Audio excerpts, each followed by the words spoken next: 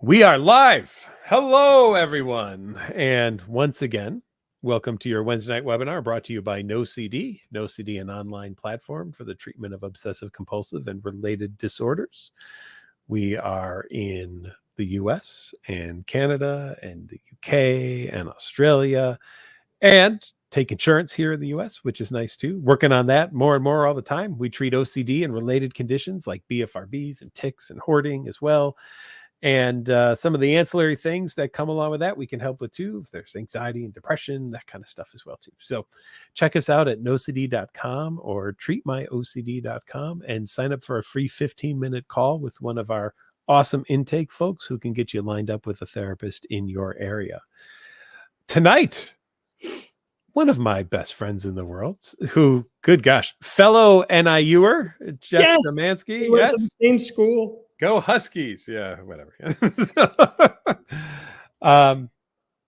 Jeff, we have known each other for 20 plus years now. 20 plus years. Yes, yeah. So it's been all right. I can thank Jeff for trusting me in 2012 to start OCD Midwest, the official affiliate of the International OCD Foundation in the Chicago area. And then we got to work even closer together, which was really fun to get to do that. And all of our years with the foundation and everything. So, Jeff, why don't you give everyone a little background, who you are and what you do and what you're doing now? So my background, as Patrick mentioned, we both went to NIU. I had a generalist training. I moved more in the CBT direction postgraduate. In the late 90s, I got trained in dialectical behavior therapy. And we were one of the first IOPs actually in the country doing DBT specifically in an IOP format. Where was that at? It was called Two Brattle Center. It was this great little center in Cambridge. And Joan Wheelis had put together a team with me, Michael Hollander, and Ellen Prairie. And Michael Hollander went on to develop 3 East at McLean Hospital, which has been a very successful program for DBT for adolescents. So that still affects a lot of how I think clinically. And just my caveat, I've always worked with very complex, difficult cases because people that were just doing okay, I always felt like I just, I was like, I'm not even doing better than you. So I don't want to do this kind of therapy. So I always worked with really, really difficult clients. And I really like that. So you'll see that bent from me in terms of like lots of comorbidities and complex cases and working with teams and so on. And after my stint there, I went to the OCD Institute at McLean Hospital. That was the first treatment refractory residential program for people with OCD. And I always got, again, really complex cases, and that was really what I enjoyed doing.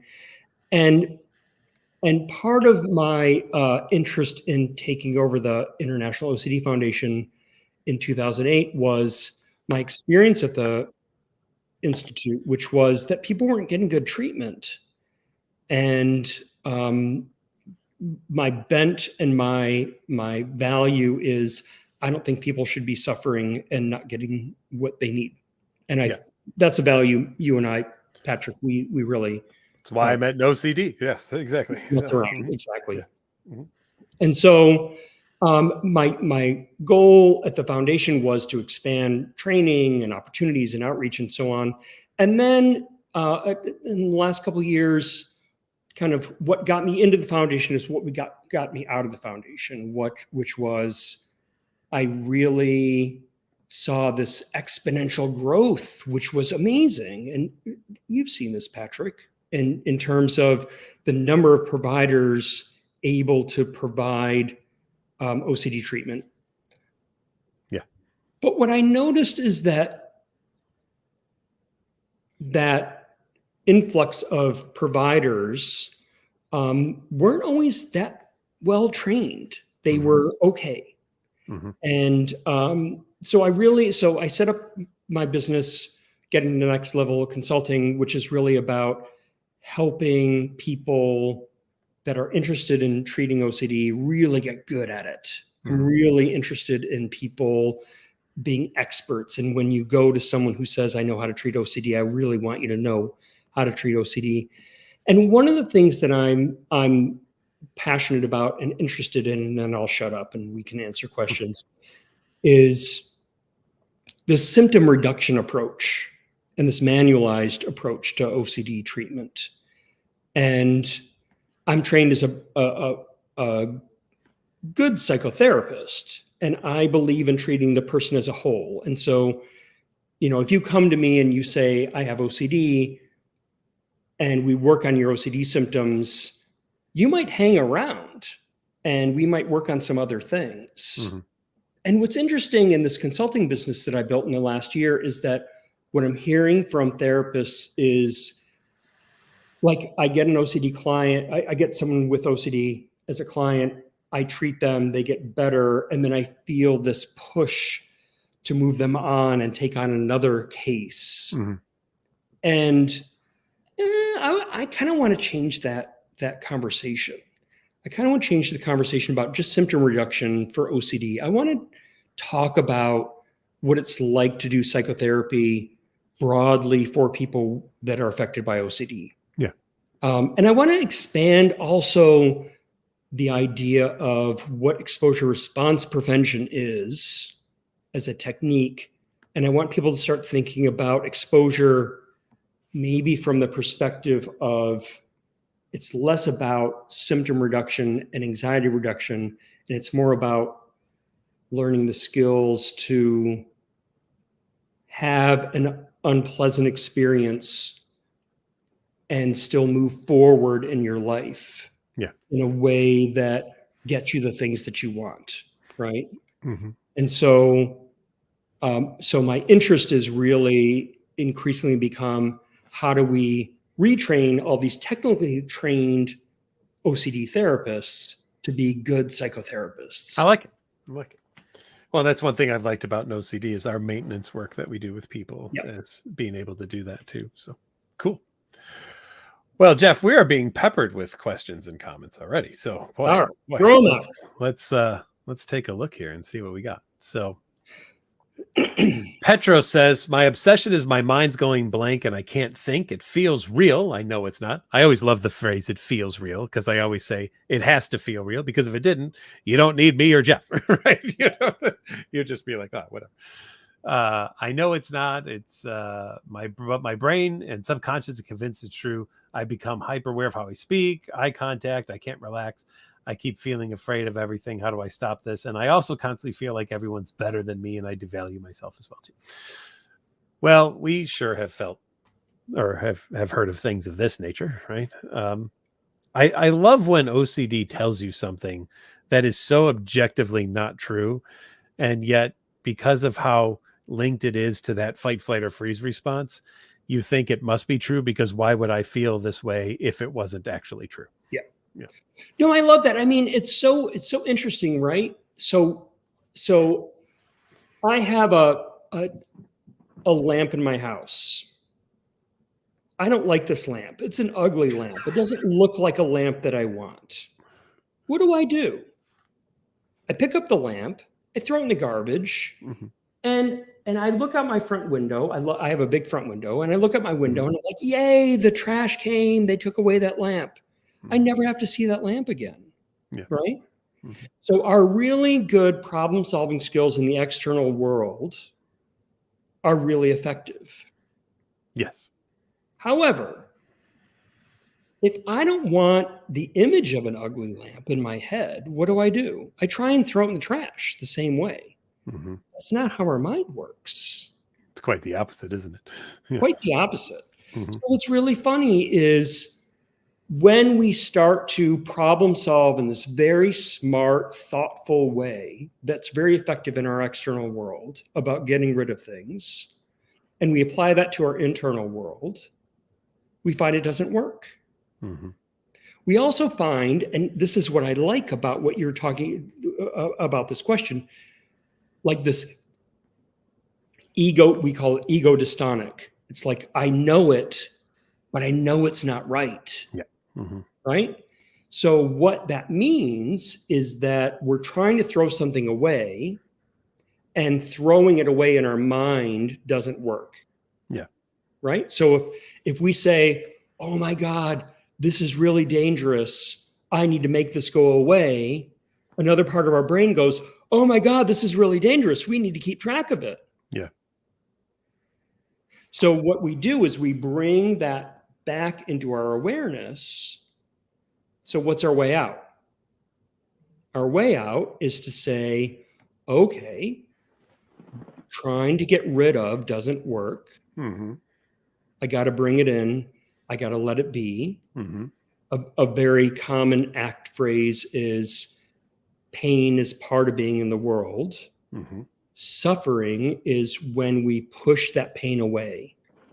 Mm-hmm. I would say, if you had a pet that died, are you sad about that? Good. You should be. You're a human being. Mm-hmm. Right? That's pain. That's part of being in the world. But when we start to entangle with that, when we start to go, oh, the pet, and do I get another pet? And was I a bad person? Right now, we're creating suffering. So in response to, this is a really long-winded response to the question, which is, when something shows up, you get to have a response. You get to decide what you want to do with that, right?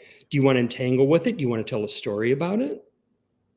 Do you want to engage in compulsions to make the anxiety go away? Or do you want to see it for what it is, which is just a thought? And then the OCD loves to come in with, yeah, but what if? Oh, and I love the yeah, but what if? Mm-hmm. And when you listen to the yeah, but what if, and you engage with that, does that move you towards your response, your deliberate, purposeful response? Does that move you further or toward a life that you want? Right? Further. So we can be engaged in the battle, an act we call it the control agenda. We can be engaged in the battle of, oh, this showed up, it must mean something, it has to mean something, I have to do something about it, I'm so uncomfortable. Or do we just let it be?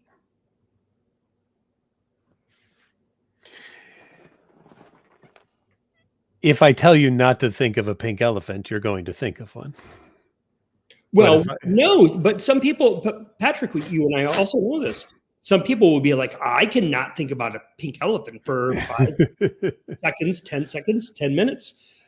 But think about all the time you're spending trying to not think about the pink elephant. That's the second piece. The moment you really try to think of something, how hard is it to actually think of it? But when you try not to think of it, how much is it really there? Right. And where is your energy going? Exactly. You know, I have an outpatient. He has 3 little kids. I'm like, dude, do you want to be engaging with this, or do you want to be hanging out with your kids? Like, what do you want to be doing? Right. That's the values-based piece of this treatment. Right. You know, what's interesting about the trash can idea, and as you were saying it, this kind of popped in my head. When I take the lamp out of the house and I throw it in the trash can, I've removed it from the home. But the trash can of our brain is still in our brain. Yeah. So it doesn't really leave, right? It doesn't. And I wish, and you know, that's the thing. I mean, you and I have worked with tons of clients that think, oh, I can have control of my thoughts. If I have a thought, I'm responsible for the thought. That's not how it works. Yeah. Right? Right. Like, you know, when we look at people without OCD and we look at intrusive thoughts, which we all have.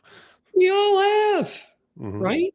And so the only difference between us and people without OCD is that we go, oh, wow, that was really weird. Like I was saying to a friend of mine, because I fell recently with my back. So I'm on some muscle relaxants at the moment. So I'm a little loopy.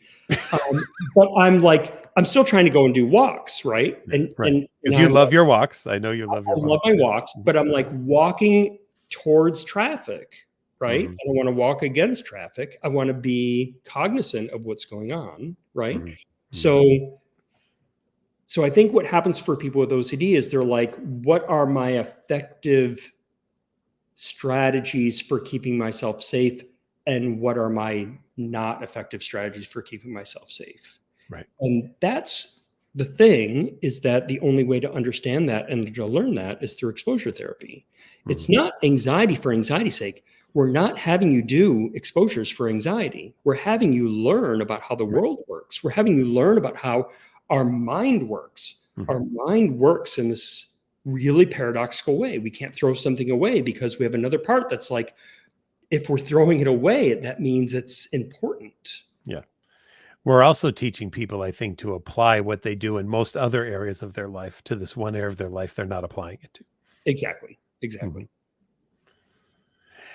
Jero says, tips for tics for frequent blinking when speaking and sudden movements of the head, in most cases unconsciously. Well, Jeff and I would say we're big fans of habit reversal training or CBT, cognitive behavior therapy for tics. Great guy, Doug Woods. If you want to go on YouTube, just YouTube Doug Woods, Woods. Doug's at Marquette University. He's a dean out there. But man, is that guy just a powerhouse of the tic world and utilizing these cognitive behavioral interventions for tics and this habit reversal training.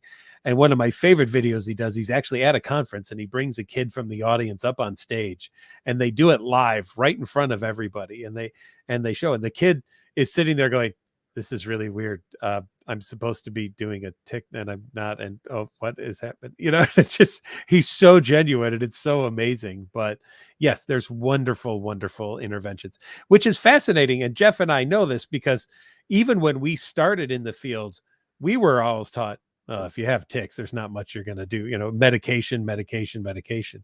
And then finally, some behaviorists really went in and were like, wait a minute. There's this premonitory phase where you can actually kind of feel the buildup of tension that occurs before the tic, and we can intervene right in that experience before the tic even has to occur. Yep. Well, and the other thing that I think that's important, right, is that this whole idea of when I have an experience or a thought or a feeling, I have to believe it. Oh, well, there's What that. if our brain just did a bunch of random shit? What if our brain was a whole bunch of, I don't know if I'm allowed to say. You could say shit's fine on here. Yeah, we're What if our good. brain is like your email, Yeah. right? What if our brain gets a whole bunch of messages Spam, spam, spam, and we spam, go, spam, oh, spam. that's spam, Mm-hmm. right? So, but I don't want to downplay the experience of like that experience of like, I have a tic, I have an eye blinking tic Mm-hmm. myself, right? And I have a friend. I didn't.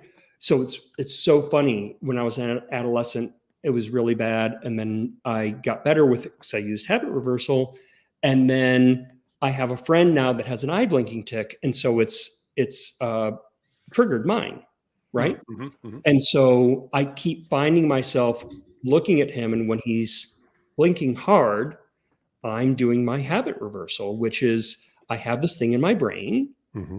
and I don't have to like it, but it's there. And my job is to not respond to it in the way that it's telling me to respond to it. I need to respond to it in a way that's effective. There you go. Yeah. Beth, now, just so you know, Jeff, I'll give you a little history on Beth. Beth is a frequent flyer on this. Good to have you here, Beth. And Beth went from, and I'm not giving anything away because she's described this on here. Beth went from housebound post-COVID for 2 years to now she's leaving the house and Yay! going out to places and shopping. And she says here, we like to celebrate her. She says here that her brother, who she lives with, had an incident and the paramedics came. And for 20 minutes, she hadn't had a mask on even when the paramedics were there. And her OCD was yelling at her, oh, no, you're going to get COVID and everything like that. And guess what didn't happen?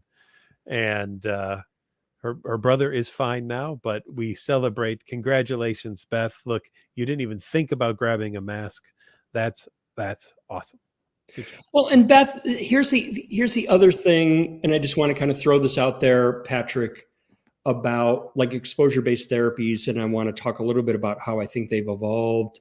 And there's some other people at the table, right? And so, Beth, that conversation you can have with yourself about, thank you, protector, for trying to keep me safe. Like, I get it.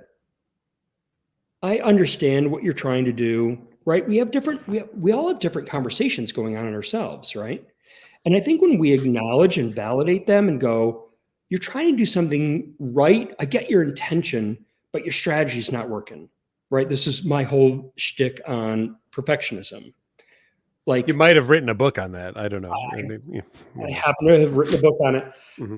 And the entire thing was about, like, why are you a perfectionist? Well, I want to be satisfied and accomplished and interesting. And wow, why would I ever argue with those things? I'm not arguing with those things. I'd like to be those things. Yeah, I love those things. I'm arguing with your strategy. Yeah. So Beth's best self is saying, protect yourself. And I think she needs to acknowledge that and say, thank you, I appreciate that, but I'm not sure that's the best way to keep myself protected. Right. Mm-hmm. Yeah. All right. Let's see. This one I can put up here. Is it okay to think over and over for months about something that is true? The concern is about my gender identity. And what do you mean by true gender dysphoria? Because I've no desire to change my body. So that's one of those things where it's like, I ask, when you engage with that thought, does that move you toward or away from your valued direction in your life? Mm-hmm.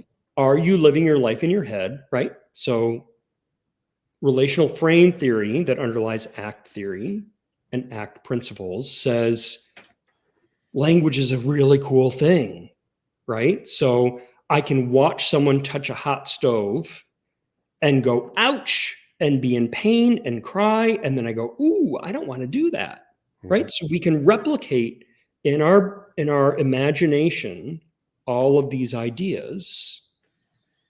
But when we start to overvalue our imagination and those what ifs,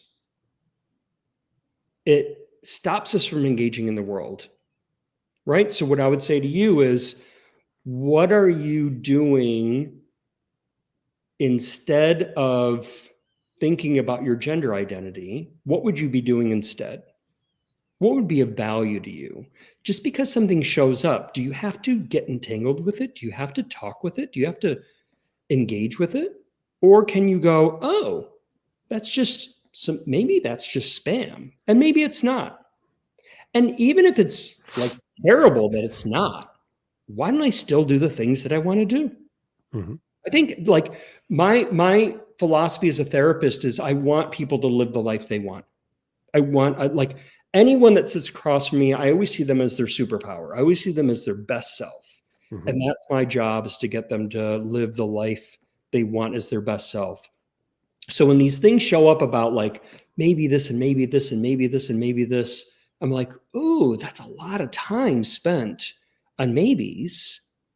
Why don't you just go live your life? Yeah. Yeah, you can what if yourself into the grave at times, right? Totally. I mean, and we all do. It doesn't mean that Patrick and I don't do this. Patrick and I both are doing Shut up.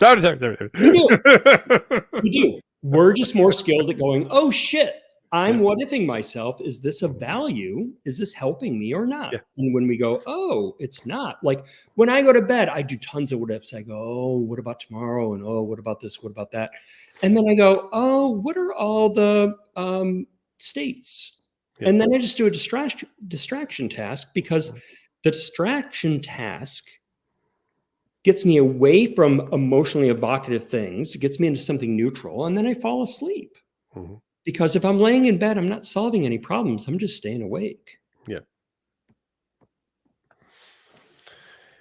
I think on this one too, I would say, I don't have a problem with people thinking about things, and maybe even over and over. I mean, if you're thinking about, do you want to move somewhere, buy a new car, you might find yourself thinking for months about this, and you might find yourself thinking Totally. over and over, and you might go to numerous places for cars. It's all about, is that thinking over and over getting in the way of you living your life, or not? And if it's not getting in the way, I don't find it to be diagnostic. I mean, some people love thinking over and over about things. They just, it thrives for them, to do so. And they're writing a book, right? And they're just thinking over and over about this stuff. And you and I both wrote books, and we know what it's like to spend every weekend for 3 months just thinking about the same thing over and over and over again. And it can produce something wonderful. So it really does depend on the situation, right? And Well, now, it depends on the situation. I love what you're saying, Patrick. It's like, is what I'm doing feeling vital, and there's movement and there's newness, or is what I'm doing the same and it's over and it's over again and it's like a well-worn path, yeah, right? And so if it's a well-worn path, then let's try something new. right. And in this situation, if the concern's gender identity, if it is an OCD based thing, you can think for the rest of your life about it. You'll still never get to a point where you'll feel confident in your decision. Yeah, exactly. So I would ask you, what is the purpose of the thinking? Is it to find an Love answer? it. Then OCD is not going to allow for anything like. Jeff and I have never met anyone with OCD who thought more and more and more and came up with an answer that they were like, oh, finally, I got the answer. Yeah. There we go. Never happened, right? Never going to happen. Yep. So I would ask, what's the purpose then? And What's the if purpose? yeah, What's the purpose and what's the function, and what is it buying you? right. Right. So like, if you were the gender you are, if you're a different gender, like, okay, but how many times have you had that question, had that conversation, and it's the same conversation? And if it's the same conversation, then let's try something new. Yes. But as even our friends in the substance world would say, once is never enough. Totally.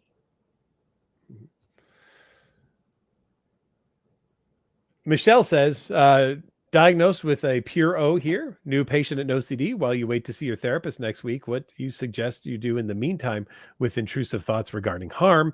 Awesome. Well, first of all, you have all the ability to message your therapist. So utilize the messaging, because they will be able to help you with that too. That's one of the nice things about an OCD.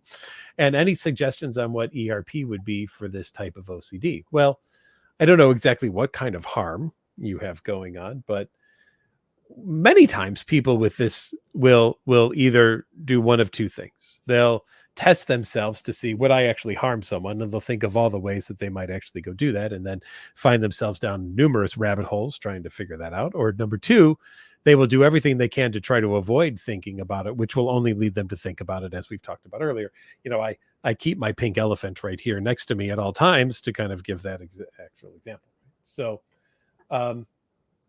Michelle, as weird as this will sound, one of the things that I love to do with people who have this kind of issue going on is make a loop tape of whatever it is you're afraid of, and just have it playing in the background while you go about your day and live your life and drive and do the laundry and cook dinner and everything. And what many people have found when I do this exercise with them is that after a while, they stop noticing the loop tape is playing in the background, and then they become shocked that they didn't notice it. And then sometimes OCD will say, oh, well, that must mean that you're okay with it, that you like it, and now look at what a horrible, awful person you are because you didn't do that. But the reality is that we want you to kind of get to a point of living with a loud clock in your house. Now, if any of you have a loud clock in your house, when you bring that clock in your house and it starts ticking, so the first few nights you're like, this damn clock, I'm going to take it back. It's so freaking loud. I can't believe I bought this clock. And then after a few weeks, you're like not even hearing the clock anymore. And then someone comes to your house and goes, wow, that's a loud clock. And suddenly you hear the clock again. Now, you were always hearing the clock. You just weren't paying any attention to it. And to me, that's the ultimate goal of anything running through our head that we wish wasn't there. It isn't about making it go away. It's about not caring it's there in the first place and living your life even though it's there. The thing I'll add to that, I love everything that Patrick said. And the thing I'll add to that is, so when it comes to ourselves, Mhm. we kind of actually know ourselves, Mhm.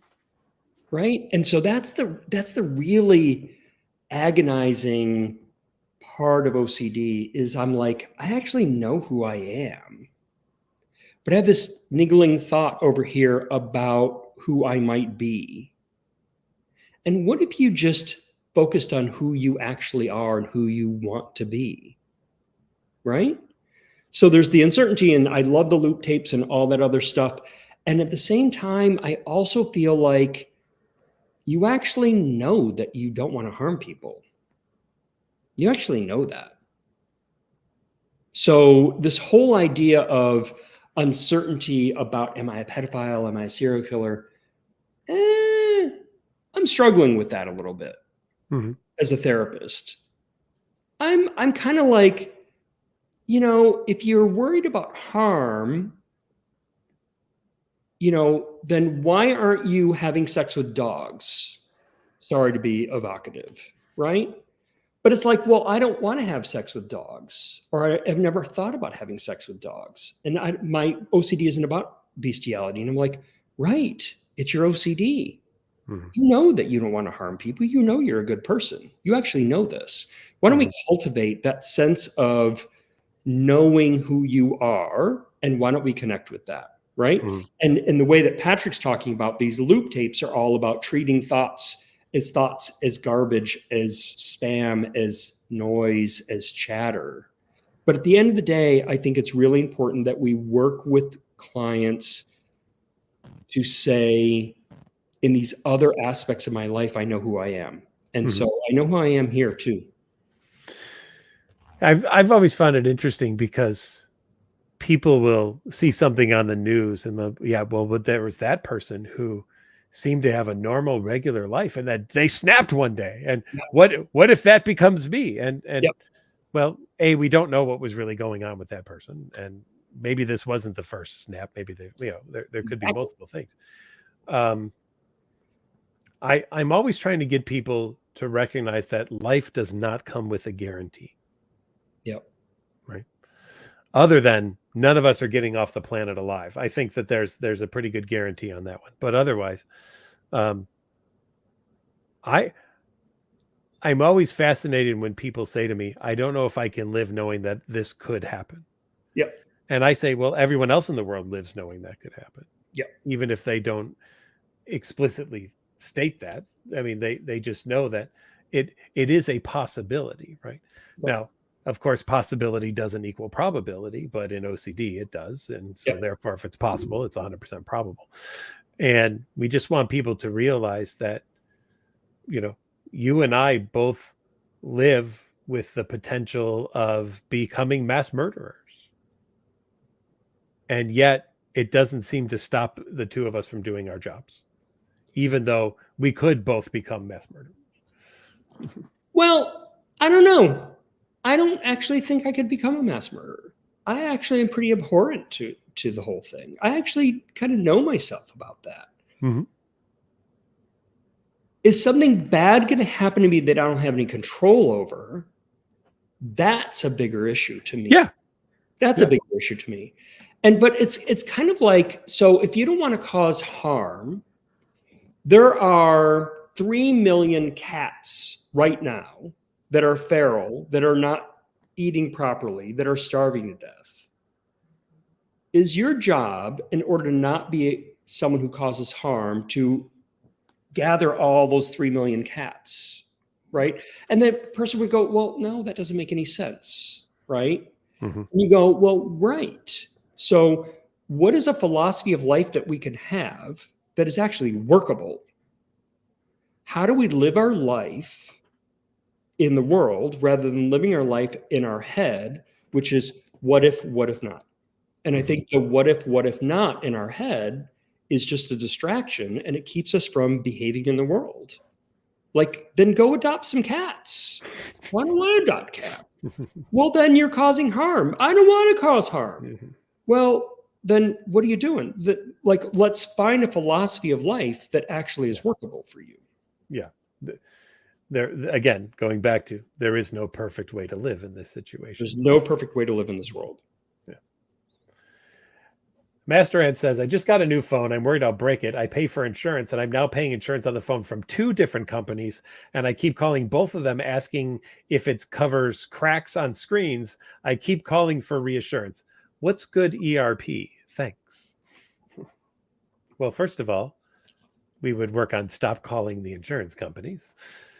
We might even call the insurance companies together and say, if we call again, please... yeah, and you tell it's this number. Is there a way to block this number or to say, before you're allowed to answer any questions, as long as it's not about screens, we could do that. There's so many fun potential things you could do. But well, and in addition to that, the other thing I find when you talk with people about not doing their compulsions, yes, at the end of the day, what they're saying is, I don't want to feel what I feel when I don't do compulsions. So is it about the phone, or is it about, I don't want to feel what I'm feeling? mm-hmm. Right. So this is connected to what Patrick's saying. We need to do the response prevention, which is stop seeking reassurance. And then we need to cultivate a different relationship to, what do we do when we have feelings that we don't like? Mm-hmm. Right? So we work with parents who are like, oh, I don't want to harm my kids, so they don't spend time with their kids. And you're like, ooh, let's think about that for a minute, right? Is this about parenting, or is this about not wanting to feel what you're feeling? Right? So a lot of times, at the end of the day, what I find with clients with OCD is their relationship to their anxiety is paramount. I will do anything I can to not feel what I feel, but there's lots of repercussions in your life when you do that. Mm-hmm. And unintended and opposite consequences that you want. Yeah, and we'd want to know what. Okay, so you crack your screen, then what? What Totally. would happen if you did? Yep. Exactly. My phone has a cracked screen right now. What's the feared consequence? Yeah. And how bad is that in relation to the time you're spending on that feared consequence versus living your life? Yeah. One of the phrases that I repeat consistently in therapy is, will you spend the rest of your life sitting next to your tombstone wondering when you will be 6 feet under it? Or will you live your life and on the day of your death arrive at your tombstone wearing a boa and a martini saying, damn, that was a great time, right? So I do a version of that. I say, do you want your tombstone to say, I spent my life managing my anxiety? There you go. That's good too. Yeah. Same iteration. Yeah. What do you want your life to stand for? That's a very important motivational exercise. Yeah. You don't want your tombstone to say, at least my phone didn't have a crack in it, right? That's not what you want to be known for in life is, well, at least I had 2 insurances in case I got a phone crack. No, you want to be able to drop your phone. That doesn't diminish the anxiety about it. No. It puts it in perspective. We're trying to put it in perspective. We're not saying don't worry about that. We're saying worry about that, but worry about that in the context of other things that may be more important to you. Yeah. That's why you buy a guard to put around your phone, so that if you do drop your phone, you decrease the likelihood of it cracking. But if we took that for cars, for example, we'd never drive our car because we have no guarantee that the car in front of us won't kick up a rock, which will hit our windshield, and then we will get a crack in it. Yeah. We have zero guarantee on that whatsoever, right? So I would say, if you're very concerned about your phone with that, do you also have 2 car insurances to protect your windshield on your car? And do you have 2 home insurances to protect all the windows in your home? And do you have eyeglass insurance in case one of your lenses gets cracked? And do you have computer screen insurance in case one of your computer screens get, where does it end? Or why have you decided one screen cracking would be awful, but any other one would be totally fine? And what makes that one special, right? And the wisdom in what Patrick's saying is that when we treat our thoughts and feelings as truths, yes, they lead us astray. Yeah. So I would run groups at the OCD Institute. I would say, who's afraid of spiders? Half the group would raise their hand. And then I would say, who's afraid of snakes? And the other half of the group would raise their hand. And I would say, well, who's right? Mm-hmm. Are spiders dangerous? Are snakes dangerous? Or is it how you're perceiving it, what your anxiety is telling you? What if we treated our anxiety as a maybe rather than an as if or a reality? Yeah. That's what exposure therapy is designed to do. And because going back to the doubting disorder concept of OCD, because OCD says there is a way to live without any doubt, which is a huge lie. Of course, the world brings about doubt and uncertainty. It says keep doing these compulsions until you've rid all the doubt and all the uncertainty. Well, there's the lie, because you're never going to achieve that. Yep. So how do you want to I was just going to say, I had no guarantee Jeff would actually show up tonight. Especially on the muscle relaxers. Yeah, right. And he could have been zonked out. This guy loves his melatonin and everything, and who knows if he took it early or whatever. But no, don't fall on icy steps and injure your back and get a fractured rib. That's no fun. I'm only coming to your house when it's not icy from now on. But every time I've been to your house, I don't think it's been icy anyway, so we've been pretty good. All right. Let's see. Educational I love the name some people come up with. This is educational TV. What's the difference between giving into Googling a fear and looking up how to clean up after what you fear was contaminated, like a food product? I'm a big fan of education. I'm a big fan of learning, and that is fundamentally what I think exposure therapy is. If you Googled it, what did you learn?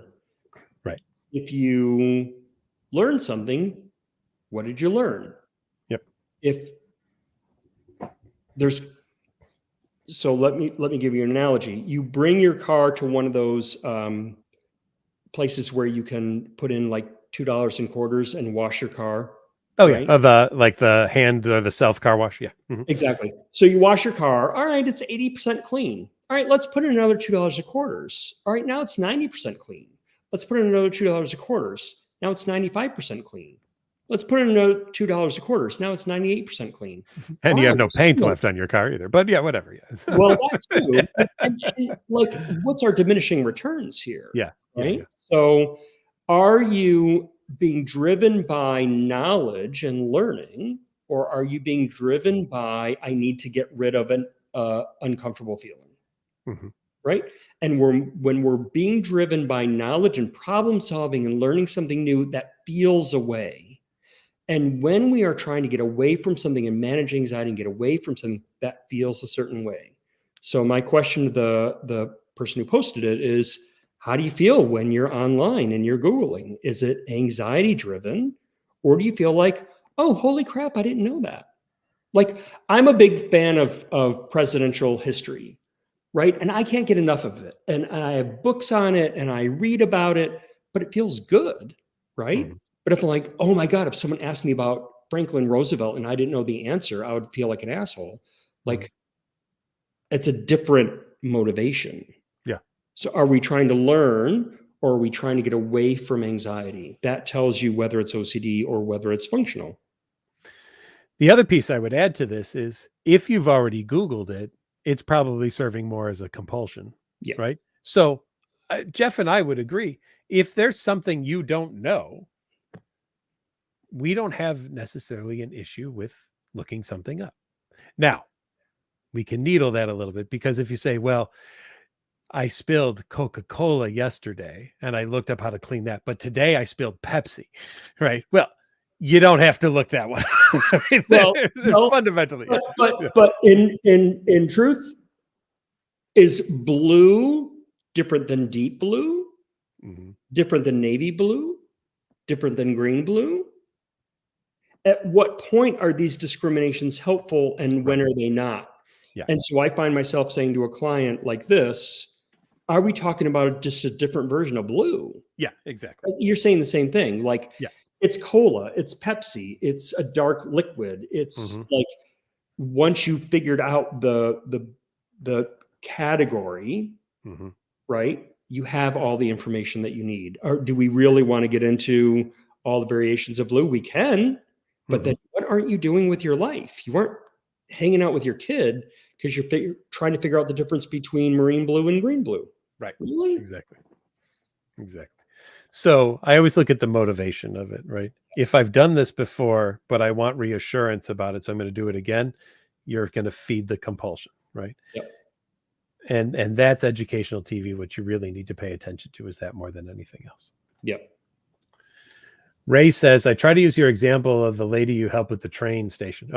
I had someone for 3 hours that I told to push me into a train at a train station because she was afraid she'd bounce people onto the train track when she was on train platforms. So I just stood there with a foot from the track with my hands behind my back with her hands on my shoulders and screamed at her to push me every time a train came by, which to you is like, oh, that sounds like everything we would do in our world. And yeah. And to our families are like, oh, whatever. But so he says, whatever it is I'm thinking of, I put myself in the situation. I tell myself, do it, but I can't, but you don't move forward.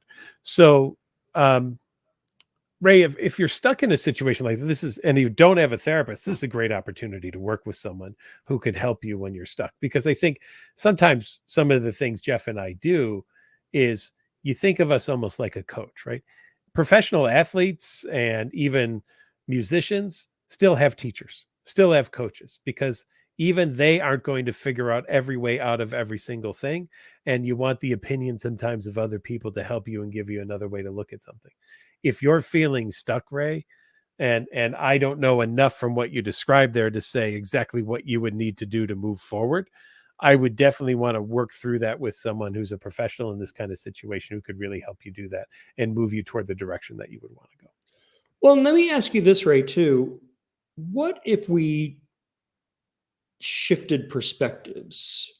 Would you be willing to stand on a train platform with Patrick behind you and him having the thought, I'm going to push this bitch in front of a train? Would you be willing to do that? I bet you would. And I want you to understand why you would be willing to let Patrick have those thoughts and not act on them. Why is he different than you? Why are his thoughts different than your thoughts? Why do his thoughts just show up as maybes and your thoughts show up as have tos? You guys aren't different. Our thoughts are thoughts. That's all. Thoughts are thoughts. I still, in 24 years of doing this and asking pretty much every talk I do for the group to collectively rip the ceiling down and have it crush on us, it is still not yet happened. So, well, look, I have a leak in my roof. Oh, it happened. That's because that last week I thought about it happening at your house. Actually, look, I have all this damage. It's going to come down on me. So if everyone can help me figure it out, because the roofer's not collaborating and he's not replacing my roof, and I have damage inside my house. So if you all can help bring down the roof, that will help the motivation. It will help the cause, won't it? Yeah. It'll help the cause. Yeah. All right. So everyone, for the rest of the week, hope that Jeff and his husband are crushed by their roof. That's what we would like to see happen. How is say hi to Anthony for me, by the way. He's we're in a 3 to 11 today. That's why I'm in the living room. There we go. How does one let go of a theme? I have sexual orientation, specifically more the trans OCD, and ERP has helped me a lot, but you're struggling to allow yourself to keep your birth gender. It feels like it's not good enough. You know, I think this goes back to that same thing. Like, can you find a place outside of this OCD trigger where you know who you are? And can you connect with that? Right? And what does that feel like when you connect with, I like pizza, I want to be a nurse? I like spending time with animals, right? What does that feel like when you connect with that? And then when you move back over into, am I gay? Am I straight? Am I male or female? Like, does that feel different? And my argument would be, if you have OCD, it's going to feel different. Mm-hmm. If it feels similar, then maybe you do have a question, right? So Patrick is just outing me as having a husband, and it was clear to me.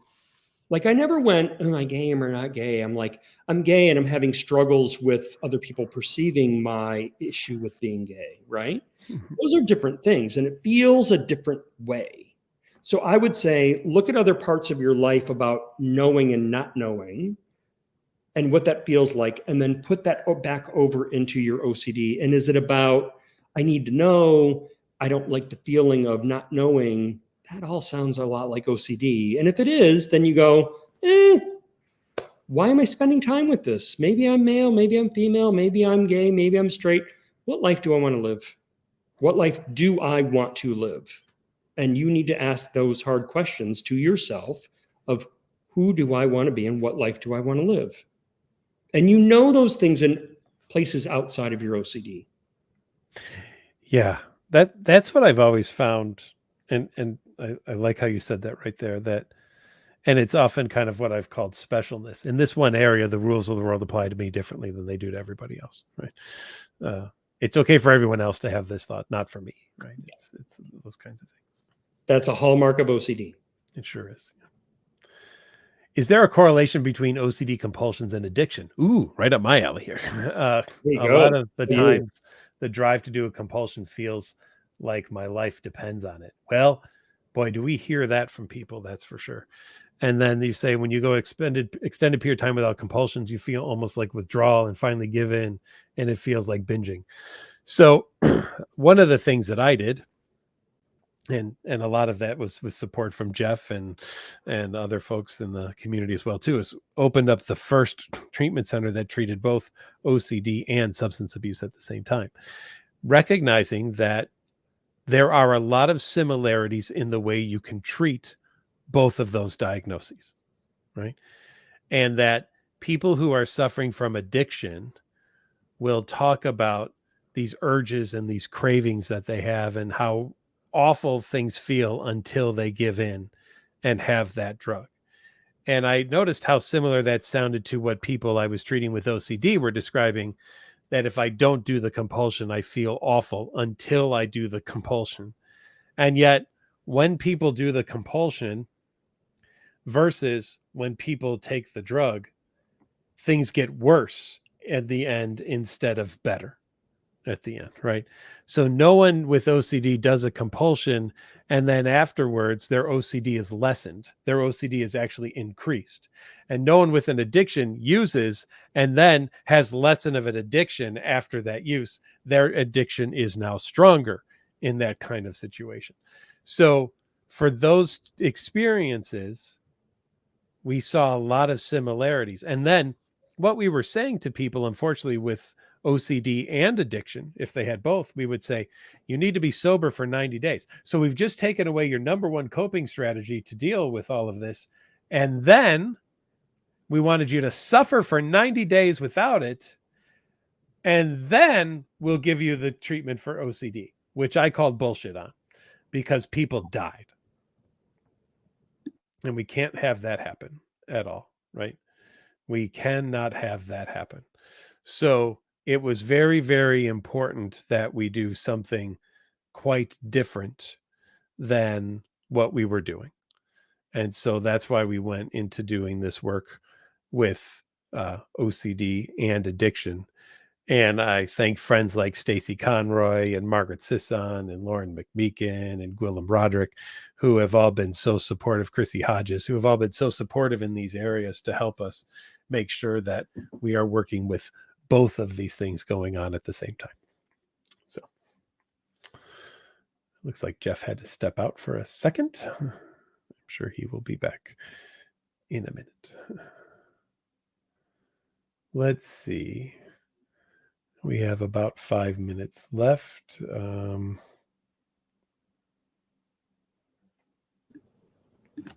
Oh, there you are. Hello. Sorry. That's okay. Jeff, were there any particular in the scroll that you were interested in grabbing onto and answering? I usually go straight down the line, but if there's anything, if you wanted to kind of take a look at, well, I think, or some parting words as we have 5 minutes left. yeah, I think that the thing that I've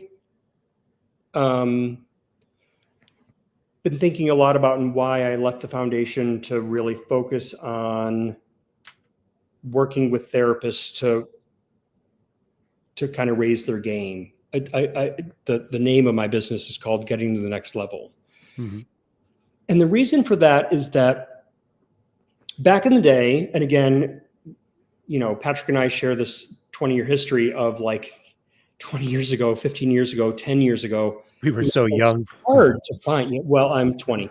Hard to find an exposure therapist, yeah. right? And that was the dilemma then. And there's been a shift in the last 5 years of this dissemination of exposure therapy treatment and exposure therapists, but they kind of just know the beginnings of it, right? And there's something really seductively simple looking about doing exposure therapy, that it can be manualized and we can disseminate it and we can have a lot of people. But what I'm finding is that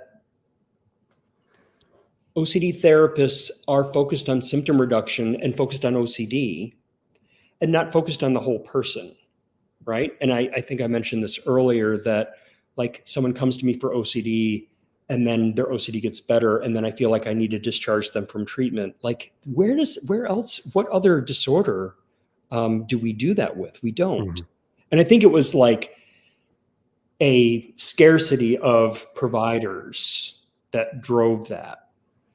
But I really would like to introduce back into the OCD treatment community being psychotherapists again. Yeah, like, I love it. I think it's great. I mean, I'm preaching to the choir with you, Patrick. Mm-hmm. Like you understand a therapeutic relationship and buy-in and orienting, but there's a lot of people that are trained to just be like, exposure therapy works, so let's get to exposure therapy. And I think, they aren't doing the treatment readiness, and they aren't doing the orienting, and they aren't doing the therapeutic relationship.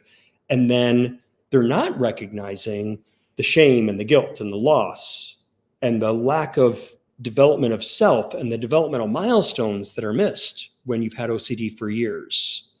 And that's equally important.